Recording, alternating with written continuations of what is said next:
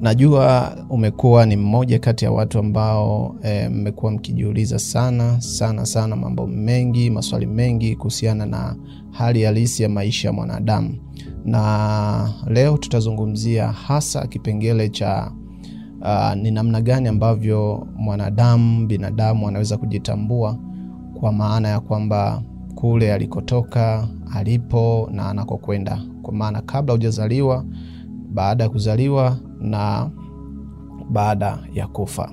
So hichi kipengele kimekuwa ni kipengele ambacho kinahusiana na mambo mengi sana ya kiimani, na dini mbalimbali zimetoa ufafanuzi, zimetoa maana halisi yenyewe ya namna ambavyo binadamu wamekuja, walipo na wanakokwenda. Lakini sijui kama ulishawahi kujiuliza, nje ya mtazamo wa kiimani ama dini, je, kwa mitazamo mingine ya kisayansi, mitazamo mingine ya kijamii, ya kifikra na kadhalika. So leo tutaizungumzia kwa undani kidogo. Tumeweza kugundua na kubaini mambo mengi sana katika kipengele hiki, na pengine ili uweze kujifunza zaidi na uweze kufahamu mambo mengi zaidi haya tutakayozungumza leo, ni hasa kujikita katika kutazama na kujifunza kwa undani, hasa kwa kusoma, kutafuta, kufanya research mbalimbali. Chukua ya vitabu vya dini, chukua ya vitabu vingine, chukua vitabu vya kisayansi, chukua vitabu vya aina tofauti, lakini itafakarisha nafsi yako, unaweza ukapata maana halisi ya sisi kuwepo hapa. Lakini kwa ufupi, kwanza tuanze na kuelezea ni namna gani ambavyo tunavyoishi hapa duniani. Sasa katika utafiti wetu tumegundua na tumebaini mambo mengi sana. Kwanza ni vile ambavyo sisi wanadamu tunaishi hapa katika hii dunia. Kwanza tunatakiwa tujue kwamba katika hii dunia ambayo tunaishi sasa hivi, wanadamu wote katika ulimwengu wa nyama, ni ulimwengu ambao tunaishi kama game au kama mchezo, kwa maana ya kwamba tupo kama jela, lakini jela ambayo ina kanuni zake na mikakati yake.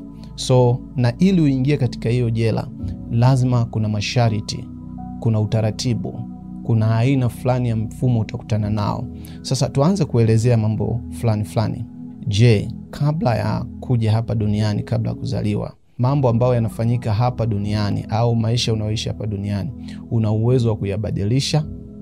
Na je, maisha unaoishi hapa duniani una uwezo wa kuyabadilisha au kubadilika huko unakokwenda? Inawezekana. Maswali haya yamekuwa watu wengi wanajiuliza sana. Sasa tusikilizane kwa umakini sana katika eneo hili.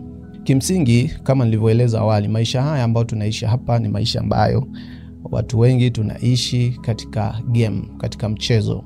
Ni mchezo ambao tumepewa au tunaishi pengine pasipo kujua. Ni kweli maisha ambayo tunaishi hapa duniani tuliyapanga kabla hatujaja hapa duniani, lakini vile maisha ambayo tunaishi hapa una uwezo wa kuyabadilisha yale uliyoyapanga kabla hujaja hapa duniani, na ukiondoka pia una uwezo wa kuyabadilisha vile. So hii inawezekanaje? Na hii ni kwa nini?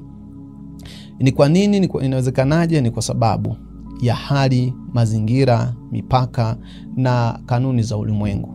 Wakati roho zetu na nafsi zetu kabla hazijaja hapa duniani zilikuwa na maisha mengine ambayo tunaishi katika ulimwengu huo.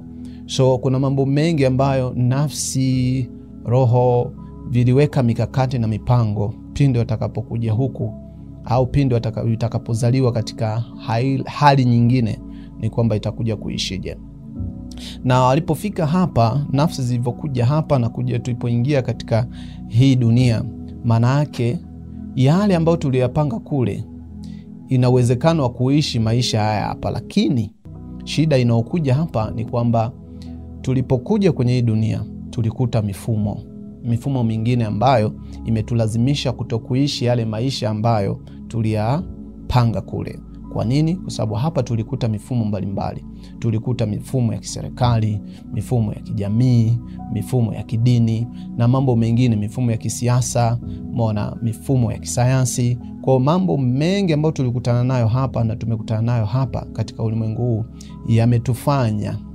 yametufanya tushindwe kuishi yale maisha ambayo tuliyapanga kule. Kwa automatically maisha yanaanza kubadilika, mifumo inaanza kubadilika kutokana na hali halisi ambayo tumeikuta katika hii dunia. Na pengine watu ambapo hawajui zaidi ni kwamba kwa sababu hapa duniani ni kama gereza, ni kama jela fulani ambao tumeletwa kwenye ulimwengu, inakuwa vigumu sana kuweza kukumbuka na kuupdate yale mambo ambayo tuliyapanga kabla hatujaja kwenye hii dunia. Kwa nini? Kuna ukuta fulani, kuna pazia fulani ambalo linatufanya tushindwe kukumbuka yale ambayo tuliyapanga kule. Ni wachache sana ambao wanabahatika kuja kwenye hii dunia wakakumbuka yale ambayo waliyapanga kuja kuyafanya hapa duniani. Na wengi wao wanaokuwa wanaishi maisha hivyo wanakuwa wako tofauti sana katika hali fulani ya maisha na kiroho. So sasa nini ambacho kinatokea ni kwamba baada sasa ya kuishi hapa tunakutana na sheria, kanuni, tunakutana na mipaka, tunakutana na utaratibu, ule hivi, uvae hivi, ulale hivi, ulipie kodi, ufanye hivi. Kuna mambo mengi tunakutana nayo hapa. Kwa mifumo inatulazimisha tuishi katika namna hiyo. Kwa ile hali ambayo tuliipanga, ule utaratibu ambao tulipanga kuja kuishi kwenye hii dunia unakosekana kwa sababu ya mifumo. Na vile vile ukiondoka hapa unakwenda kwenye ulimwengu ule ambao uliotoka wewe, ambao ni ulimwengu wa kiroho. Maana yake ni kwamba mifumo ya hapo unaiacha kama ilivyo. Unapokwenda kwenye upande wa pili, maana yake kuna pazia tena ambao linakufanya ushindwe kukumbuka tena ya hapa. Unakutana na mifumo mingine upande wa kule.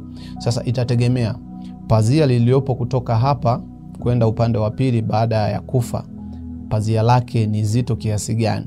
Na vile vile pazia kabla haujaja hapa duniani, pazia la kutoka kule kuja hapa duniani, inategemea uzito wa pazia lenyewe. Inawezekana anayekufa anaweza akajua hali halisi ya maisha yake ambayo alitoka hapa.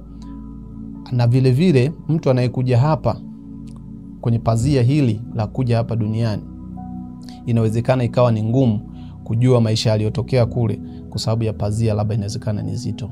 Kwa hapa duniani ni kama kauanda fulani, kagereza fulani hivi ambako tunapitia, kuna hali fulani tunapitia, kuna maisha fulani tunapitia ambayo tunashindwa kutengeneza mnunurisho mzuri kati baina ya ulimwengu tuliotoka na ulimwengu tuliopo.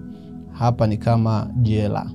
Ni kama mtu ambaye anakwenda jela anakuta utaratibu wa gereza, utaratibu wa magereza jinsi ulivyo, utaishi kulingana na mfumo ambao upo gerezani. Lakini pia ukitoka kule jela kaja huku raiani, pia vile vile kuna mfumo ambao utakutana nao huku. Pengine unaweza ukawa ni huru zaidi, au ukawa una vikwazo zaidi, au ukawa na hali fulani. Maisha haya ambayo tunaishi hapa, tunatakiwa tufanye kila namna yoyote ambayo tunaweza update bongo zetu ili tuweze kujua ni kwa nini tuko hapa na kwa nini tulikuja, tupo na tutaondoka. Kwa hili ndio jambo ambalo tulipenda kulielezea leo kuhusiana na hali halisi ya maisha ambayo tuliotoka, tuliyapanga, tulipo, tunayapanga na tunakokwenda. Kwa hiyo kuna upazia hapa ambalo linatufanya tunayasahau yale ambayo tulisha seti kwenye mifumo yetu ya maisha ya kiroho, mifumo yetu ya maisha ya kinafsi. So na tunapozungumzia roho au tunapozungumzia nafsi, tunakuwa tuna maana kwamba roho au nafsi ni kitu ambacho hakifi. Yani ni kitu ambacho kipo tu, kwa sababu huo tunazungumzia ni uhai. Yani labda utabadilika tu kulingana na umbile jingine. Hapo tunasema uhai unakwenda kwenye mazingira mengine. Kwa mfano tuchukulie mbegu ya muhindi au mbegu ya maharage. Tunapoipanda chini ya tundu ya ardhi, maana yake itakaoota pale ni maharage.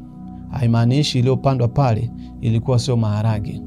Umeona? Kwa hiyo tulichopanda pale ni maharage au mahindi. Kwa hiyo kilichoota ni maharage yale yale na ni mahindi yale yale. Haikumaanisha kwamba yale maharage hayakuwepo au mahindi yale hayakuwepo. Mahindi yalikuwepo na maharage yalikuwepo. Lakini kwa sababu tulifanya kitendo cha kupanda ile mbegu, ile mbegu ikazaa tena maharage. Kwa maharage yale uliyopanda na maharage yale yaliyoota hakuna tofauti, isipokuwa imejigeuza kutoka kwenye hali fulani kwenda kwenye hali nyingine ya uzalishaji, kwenye hali nyingine ya maisha. Kwa hilo ndio jambo ambalo tumependa kulizungumza siku ya leo. Kaa utafakari na kaa ujiulize mambo mengi katika hii dunia. Pengine kuna vitu ambavyo tunatakiwa kuvijua na kujifunza zaidi. Jambo lingine la kumalizia, asili huwa haijawahi kukosea, kwamba sisi sote, wanyama, mimea, binadamu, ndege na kadhalika, viumbe wote hai au viumbe wote ambao tunashare uhai, yani tunashare uzima, asili haijawahi kujitenga. Asili huwa inabaki kwa asili. Hatuna tofauti na wanyama, hatuna utofauti na mimea, hatuna utofauti na viumbe wengine, kwa sababu wote tunashare uhai, wote tunashare uzima. Ndio maana mfumo wa uzalishaji wa mimea na mfumo wa uzalishaji wa binadamu unafanana. Mfumo wa uzalishaji wa uzaaji au mfumo wa ndege hauna tofauti na binadamu. Mfumo unabaki kuwa mfumo, isipokuwa na uzungumzia mfumo hapa nakuwa namaanisha mfumo wa kiroho, mfumo wa reincarnation. Kwa hiyo huu mfumo hauepukiki. Ndio maana ukipanda maharage yanaota maharage. Haimaanishi ulichokipanda sio maharage, ulichokipanda ni maharage. Kwa kinajirudia kutokana na hali, itategemea inakutana na mvua, inakutana na jua, inakutana na nini. Hali ndio inaweza ikabadilisha kitu fulani kutoka kwenye mjongeo fulani kwenda kwenye mjongeo fulani. Kwa roho na nafsi zinaweza zikabadilika kwenda kwenye mfumo mwingine kwa sababu imekutana na hali nyingine. Kwa hiyo ni jambo la kujifunza na ni mambo ya kuweka akilini. Ili kujifunza mengi katika hili, basi jaribu kujifunza nje ya box, nje ya kile unachokiamini, ili uweze kuelewa mambo mengi katika hii dunia. Pengine tumechelewa. Amka Mwafrika. This is Power of Africa. Jina langu niite Mr. Kam.